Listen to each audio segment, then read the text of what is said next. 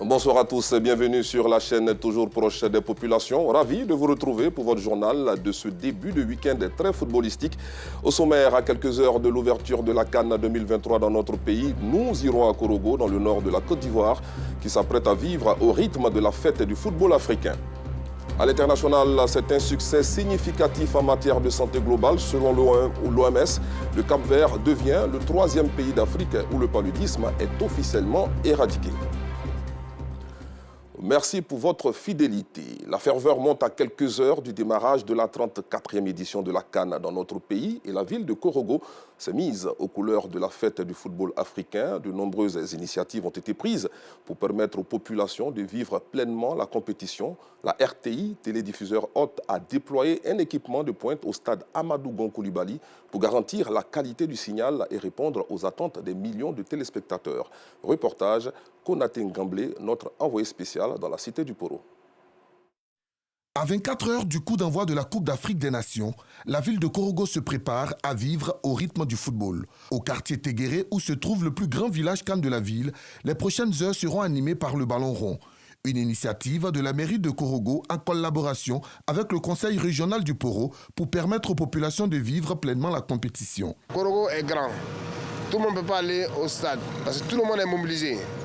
Quand vous vous promenez, vous voyez que c'est tellement beau, tout le monde est content. C'est un espace que tout le monde doit venir suivre le match en direct.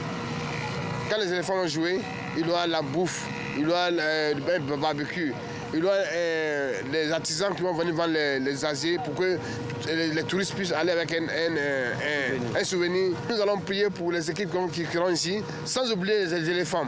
Les éléphants vont remporter cette coupe.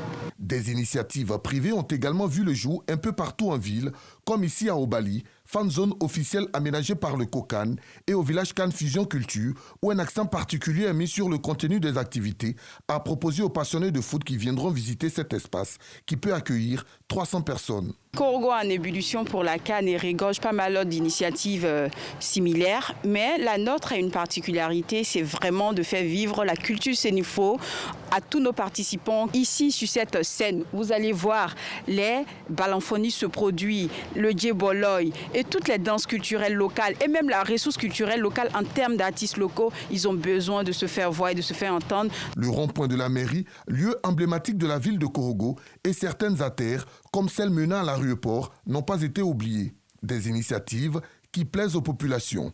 Et quand on regarde l'ensemble des initiatives qui sont prises, que ce soit l'animation de la ville, que ce soit l'embellissement de la ville, que ce soit la mobilisation autour des 4 équipes qui sont l'Afrique du Sud, la Tunisie, le Mali voisin et la Namibie, c'est forcé que ça nous fasse plaisir. Cette initiative est une très bonne chose pour permettre aux uns et aux autres de vivre la fête. Korogo est prêt. Et moi, en tant que premier responsable, je suis très heureux. Au stade Amadou Gon Coulibaly, les agents de la radiodiffusion télévision ivoirienne s'activent à régler les derniers détails pour assurer la retransmission des rencontres prévues dans ce stade qui accueille le groupe E, composé du Mali, la Tunisie, l'Afrique du Sud et la Namibie. Depuis 48, effectivement, nous sommes à Korogo pour vraiment mettre tout en place avec le responsable technique à ma gauche et les techniciens. On est prêt à Korogo. À l'instar de plusieurs villes de la Côte d'Ivoire, Korogo est prêt à vibrer au rythme de la plus prestigieuse compétition africaine de football qui débute dans 24 heures. Rappelons que la CAN de l'hospitalité sera ouverte demain au stade Alassane Ouattara de Bimpé, événement majeur pour notre pays.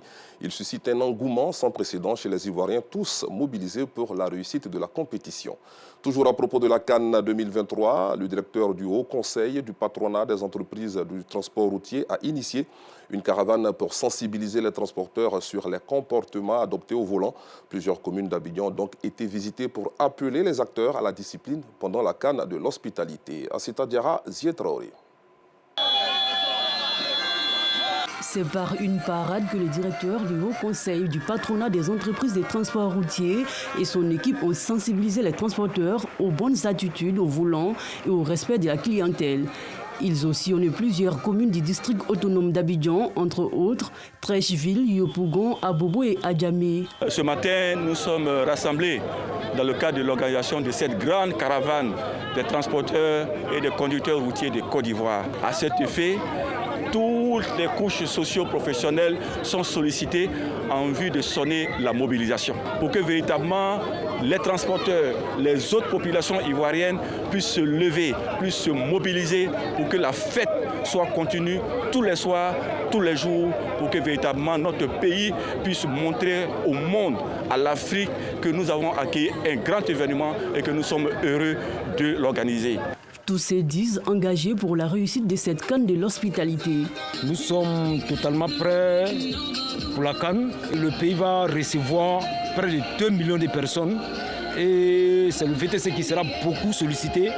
Et vraiment, il fallait qu'on fasse cette sensibilisation pour que les chauffeurs vraiment soient au top niveau. Je suis un chauffeur, je dois donner l'exemple à mes collaborateurs. Une CAN pour 0 accident, 0 mort. C'est ce que nous demandons. Avec le slogan pour la CAN 2023, les transporteurs s'engagent. De nombreuses actions sont menées par les acteurs, notamment l'entretien des véhicules et des gares routières, l'aménagement des trottoirs et le démantèlement des points de vente de boissons alcoolisées non loin des gares routières. Toujours dans la ferveur de cette CAN de l'hospitalité, nous recevons à présent M. Bleu Gon-Michel. Il est commerçant de noix de coco aux couleurs de la CAN. Bonsoir. Bonsoir, monsieur. Comment allez-vous? Très bien, pour la grâce. Alors, première question, pourquoi ce choix d'habiller vos noix de coco aux couleurs de la CAN? Je l'ai fait parce que d'abord, c'est la Côte d'Ivoire qui reçoit, c'est la Côte d'Ivoire qui gagne. Raison pour laquelle j'habille les noix de coco à la couleur de mon pays et à la couleur de la CAN, au fait. C'est très original, hein? J'aperçois cette noix de coco-là sur le plateau. C'est aussi une manière pour vous de soutenir les éléphants de Côte d'Ivoire. C'est de ça qu'il s'agit. Tout à fait. Alors, quelles sont les réactions de vos clients lorsqu'ils vous aperçoivent ces noix magnifiquement habillées aux couleurs nationales? À chaque fois que les clients viennent envers moi, ils sont très contents de voir. Ils apprécient, ils trouvent génial.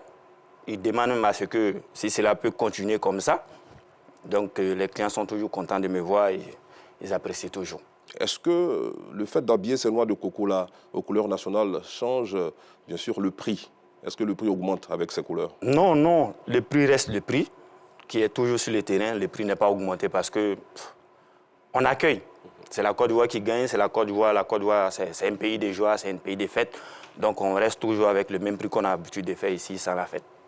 D'accord. Demain s'ouvre donc la fête du foot africain, ici même à Abidjan, au stade Alassane Ouattara de Bimpe. Est-ce qu'il y a des actions qui sont prévues pendant la compétition, des caravanes, vous allez sillonner des stades pour vendre vos différents produits? Oui, c'est ce que je vais faire, parce que ces personnes qui viennent chez nous en Côte d'Ivoire, il faudrait qu'ils découvrent ce qui se passe ici avec la noix de coco, parce que c'est quelque chose d'abord qui est déjà très très bon pour l'organisme de l'homme.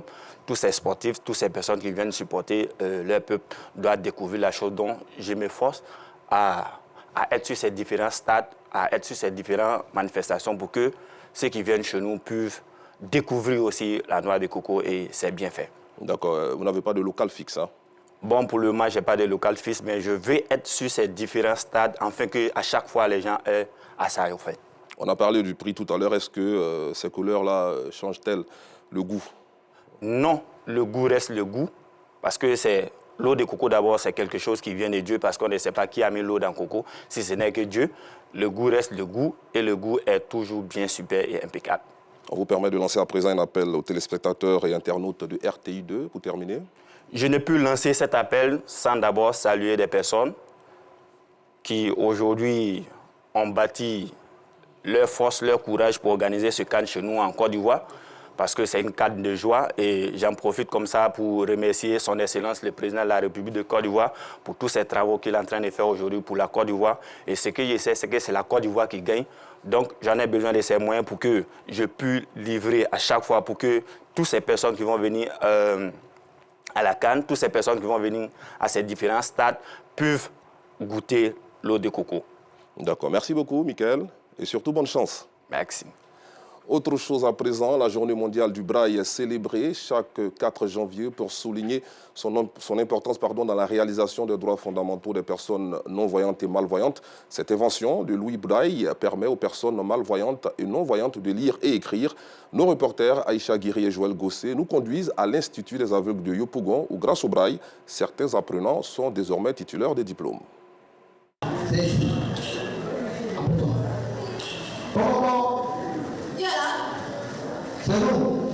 Ne vous y trompez pas, ces personnes sont non-voyantes. Ce sketch, réalisé par les pensionnaires de l'Institut des aveugles, se fait à l'occasion de la célébration du braille.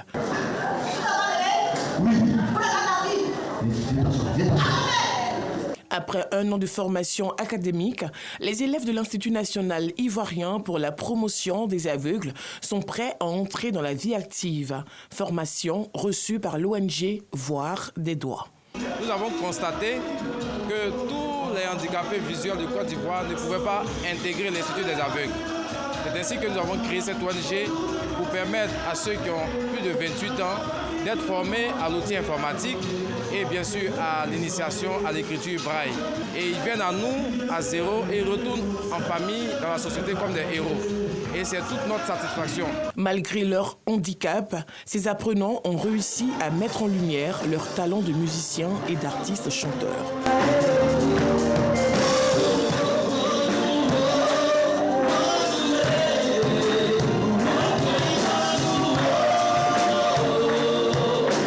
Les récipiendaires reçoivent ce jour leur diplôme de participation et de flambeau.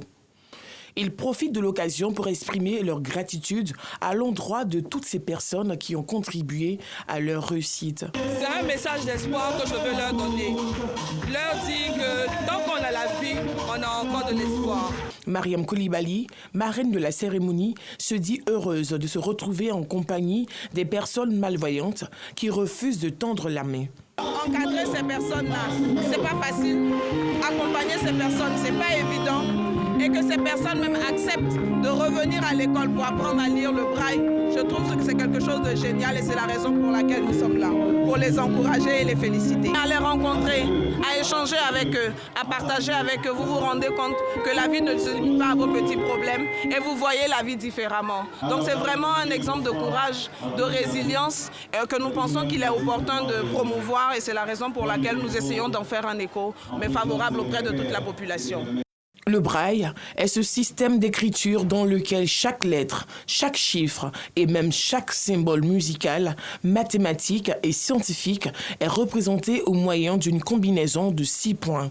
En un mot, grâce au braille, non-voyants et malvoyants apprennent au même titre que les voyants. Parlons santé à présent. Trouble caractérisé par l'incapacité pour un homme à obtenir ou à maintenir une érection suffisamment ferme pour des rapports sexuels. C'est dans ce cadre que la structure internationale Trade Finance and Investment Consulting Group, en collaboration avec des experts du CHU de Cocody, ont apporté une formation aux médecins urologues afin de trouver des solutions à cette maladie. Des précisions avec Anicette Conan-Blessing et Adam Akoli. Des médecins ivoiriens outillés en matière de dysfonctionnement érectile. C'est l'initiative d'une structure internationale de commerce, de finance et d'investissement pour leur permettre d'assurer une meilleure prise en charge des patients. Les patients qui ont des problèmes d'érection dus à des pathologies particulières. Alors aujourd'hui, il y a une solution technologique. Parce que bien avant, les solutions étaient médicamenteuses. Venu de l'Hexagone, l'urologue Dr Bélé Sébastien, sous l'égide des professeurs Kwame et Fofana du CHU de Cocody, explique la nécessité de cette formation. Nous venons de nous réunir au CHU à Abidjan afin d'envisager dans le futur la possibilité de pouvoir prendre en charge les hommes qui ont des problèmes d'érection sévères, qui ne réagissent pas bien au traitement médicamenteux, afin de leur proposer une opération qui pourrait les aider à régler ce problème. Particulièrement la Côte d'Ivoire, c'est parce qu'étant chirurgien à Paris, je reçois régulièrement des patients ivoiriens qui se déplacent pour venir se faire opérer à Paris, puisque pour l'instant, cette intervention-là n'était pas proposée localement. Et donc, j'ai pu être le témoin de la situation de ces patients qui, en dehors du coût important de l'opération, lorsqu'ils doivent se déplacer, doivent aussi prendre beaucoup de temps sur leur emploi du temps. Une initiative bien perçue par les participants. Ce partenariat vient à point nommé, parce que ce volet médecine sexuelle était un peu comme un déficit dans notre formation. C'est un pan de la spécialité à laquelle on ne s'intéressait pas trop au début, peut-être parce qu'on ne voyait pas forcément la portée. Mais avec le partenariat qu'on a eu et puis les échanges, on a vu vraiment l'intérêt. C'est vrai que les raisons pour lesquelles on est amené à poser ces implants-là ne sont pas les mêmes sur tous les continents. Mais chez nous, ici en Côte d'Ivoire, c'est dominé par les complications de la drépanocytose. Cette occasion-là va nous permettre de donner des solutions à ces gens de patients.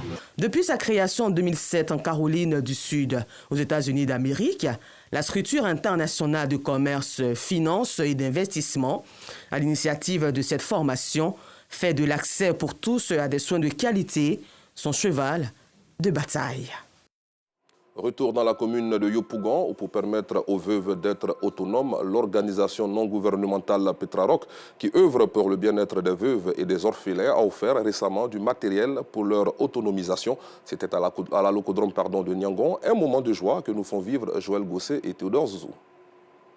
Ces femmes réunies ici sont toutes des veuves. Elles sont prises en charge par l'organisation non gouvernementale Petraroc. Ces chefs de famille monoparentales viennent des 35 sections de l'organisation réparties sur les 31 régions du pays. Certaines s'adonnent à l'agriculture, une manière pour ces femmes d'appuyer la prise en charge de l'ONG et ses partenaires. C'est le fruit de notre travail. Nous cultivons la banane, le manioc et d'orange pour vendre et puis subvenir à notre besoin parce que nous sommes des veuves. Nous vendons ça pour que ça nous aide à joindre les deux bouts. D'autres femmes qui constituent la première vague dans le domaine de la pâtisserie font leur entrée dans cette place. Cette formation est la bienvenue parce que ça va nous permettre de faire des gâteaux, de faire des cakes, de faire vraiment des galettes et en fonction de ça, nous pouvons vraiment nous occuper de nos enfants et aussi de nous-mêmes en tant que veuves, nous aider à pouvoir vraiment avancer dans la vie. Nous accompagnons la vision de l'ONG Petraroc, à savoir donner une formation de qualité, de base à toutes ces mamans afin que ces veuves-là puissent se prendre en charge, puissent s'occuper de leurs enfants et puissent vraiment être indépendants, autonomes. Savoir pêcher plutôt que de recevoir indéfiniment le poisson, c'est la vision de la présidente de cette structure soutenue par le ministère de la Femme, de la Famille et de l'Enfant. L'ONG Petraroc veut permettre à ces veuves-là de pouvoir pêcher elles-mêmes, de pouvoir vraiment se battre et se prendre en charge, elles et leurs enfants. Puisque le mari est parti, voilà, elles sont seules avec les enfants. C'est pour nous une occasion de toujours donner la joie aux veuves et aux orphelins. Ce sont des partenaires du ministère qui se déploient et dans la continuité de l'action gouvernementale viennent en aide aux populations vulnérables pour faire de la Côte d'Ivoire un pays vraiment solidaire tel que voulu par le président de la République. Nous sommes venus apporter notre appui institutionnel. Au terme de la cérémonie, des machines à coudre, des congélateurs, des matelas et divers autres matériels sont offerts aux femmes. Parlons agro-industrie à présent. Le lycée professionnel sectoriel de Yopougon, en collaboration avec l'amicale des anciens du lycée professionnel d'Odiéné, a organisé la journée de l'agro-industrie le 16 décembre dernier. Des détails avec Ansita Diara. Raffermir les liens de solidarité et de fraternité entre anciens du lycée professionnel d'Odiéné, lutter contre le chômage des jeunes étudiants issus des lycées professionnels de Yopougon et d'Odiéné, mettre en place un réseau d'anciens très fort, renforcer la capacité des jeunes pour leur insertion professionnelle. C'est ce à quoi aspire l'amicale des anciens du lycée professionnel d'Odiéné à l'occasion de la journée de l'agro-industriel à Yopougon. Le succès de ce pays repose sur l'agriculture. Pour faire de ce slogan une réalité, palpable sur le terrain, la Côte d'Ivoire a adopté une politique qui a permis le développement de grandes plantations industrielles, mais aussi l'implantation de grandes entreprises agro-industrielles. Aussi, la Côte d'Ivoire crée plusieurs établissements d'enseignement professionnel en général et particulièrement en 85, le lycée professionnel d'Odiéné. C'est un grand plaisir pour moi de prendre la parole au nom de M. le ministre de l'enseignement technique, de la formation professionnelle et de l'apprentissage de communication à l'occasion de cette journée de l'agro-industrie initiée par les anciens stagiaires du lycée technique professionnel d'Odiéné. Il s'agit d'améliorer l'accès, l'offre de formation et la couverture nationale de l'enseignement technique, de la formation professionnelle et de l'apprentissage afin d'accroître significativement les effectifs des apprenants et d'améliorer le taux d'insertion des diplômés. Une initiative saluée par les participants. Ça a été une belle fête. Et je souhaite que la fête de l'année prochaine soit plus grandiose que celle-là. Parce que ça nous donne la nostalgie du lycée. Mon frère qui est là, on est de la même promotion. L'autre challenge de l'amicale des anciens du lycée professionnel d'Odiéné, c'est faire du lycée professionnel d'Odiéné un lycée d'excellence et valoriser les savoir-faire des étudiants. Hors de chez nous, selon l'OMS, le Cap-Vert, archipel dans l'Atlantique, est devenu ce vendredi le 3e pays d'Afrique où le paludisme est officiellement considéré comme éradiqué, alors que la maladie continue à tuer des centaines de milliers de personnes sur le continent chaque année. À l'international, également au Soudan, au moins 33 civils ont été tués hier à Khartoum, dont 23 dans des bombardements de l'armée de l'air sur un quartier du sud-est de la capitale, a rapporté dans la nuit de jeudi à vendredi un comité d'avocats pro-démocratie. Un rappel pour terminer, la cérémonie d'ouverture de la Coupe d'Afrique des Nations 2023 se tiendra demain en fin d'après-midi au stade Alassane Ouattara de Bimpe. Et après les festivités, les éléphants de Côte d'Ivoire vont affronter la Guinée-Bissau pour le premier match de la compétition. Point final, merci d'avoir suivi cette édition que vous pourrez retrouver sur les canaux digitaux du groupe RTI. Excellent week-end sur RTI 2.